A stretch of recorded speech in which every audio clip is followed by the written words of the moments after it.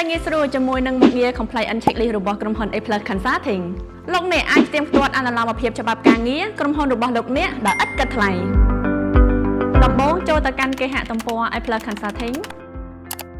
ចុចលើពាក្យ Label Compliance Check ដែលនៅផ្នែកខាងលើបន្ទាប់មកសូមបំពេញព័ត៌មានដូចជា Your company name Your industry Your company email address និង Your phone number រួចចុចគ្រីសនៅក្នុងប្រអប់នោះលោកអ្នកនឹងឃើញលោតផ្ទាំង Term and Condition បន្ទាប់មកសូមចុចលើពាក្យ Confirm រួចចុច Submit ជាការស្រេចលោកអ្នកនឹងឃើញលេខកូដ4ខ្ទង់ដែលបានផ្ញើទៅកាន់ email សូមបញ្ចូលលេខកូដនៅក្នុងប្រអប់រួចចុចលើពាក្យ Confirm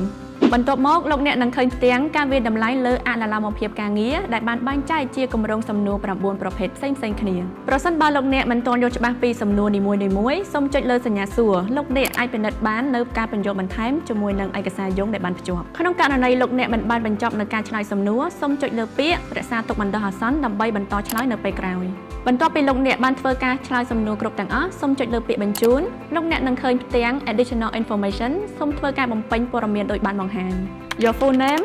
your position, your department, total of company employee ជាខ្មែរនិងបរទេសរួចចុច Submit ភ្លាមបន្ទាប់ពីចុចបញ្ជូនរួចលោកអ្នកអាចពិនិត្យមើលលទ្ធផលនៃកម្រិតអនុលោមភាពក្រុមហ៊ុនរបស់លោកអ្នកជាមួយគ្នានេះដែរលោកអ្នកនឹងទទួលបានអ៊ីមែលបន្ថែមទៀតដើម្បីបញ្ជាក់អំពីលទ្ធផលមួយវិញទៀតលោកអ្នកក៏អាចធ្វើការត្រួតពិនិត្យបាននៅគម្រោងសំណួរដែលក្រុមហ៊ុនរបស់លោកអ្នកមិនទាន់ធ្វើការអនុលោមភាពនៅផ្នែកខាងក្រោមលើពីនេះលោកអ្នកក៏អាច print លទ្ធផលទុកសម្រាប់ពិនិត្យមើលនៅពេលក្រោយផងដែរប្រសិនបើលោកអ្នកមានចម្ងល់បន្ថែមសូមទាក់ទងមកក្រុមការងារ A+ Consulting